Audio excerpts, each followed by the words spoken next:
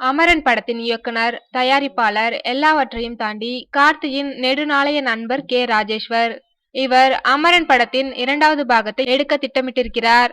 அதன்படி அமரன் 2ஆம் பாகத்தையும் கே. ராஜேஸ்வரே தயாரிக்கிறார்.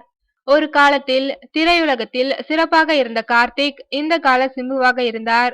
ஷூட்டிங்கிற்கு நாள் கணக்கில் மட்டம் போடுவது அவரது பாலிசி. அப்படி வந்தாலும் அரை நாள் தாமதத்தோடு தான் வண்டி பிளாட்பாரத்துக்குள் என்ட்ரி ஆகுமாம். இப்படியெல்லாம் படுத்தி எடுத்தாலும் அவருக்கான ரசிகர்கள் கூட்டமும் அவர் படங்கள் அடைந்த வெற்றியும் வரலாற்று சிறப்புமிக்கது. காலம் எல்லோரையும் பக்குவப்படுத்துவதைப் போல கார்த்தியையும் பக்குவப்படுத்திவிட்டதை அவரது சிற்றுரையே சொல்லியது. பேச்சில் அவ்வளவு நிதானம், பக்குவம். கார்த்திக் பஞ்சுவாலிட்டின்னு ஒன்னு இருக்கு. இந்த படத்தை பொறுத்தவரை அந்த பஞ்சுவாலிட்டி எப்படி இருக்கும் என்றொரு கேள்வி.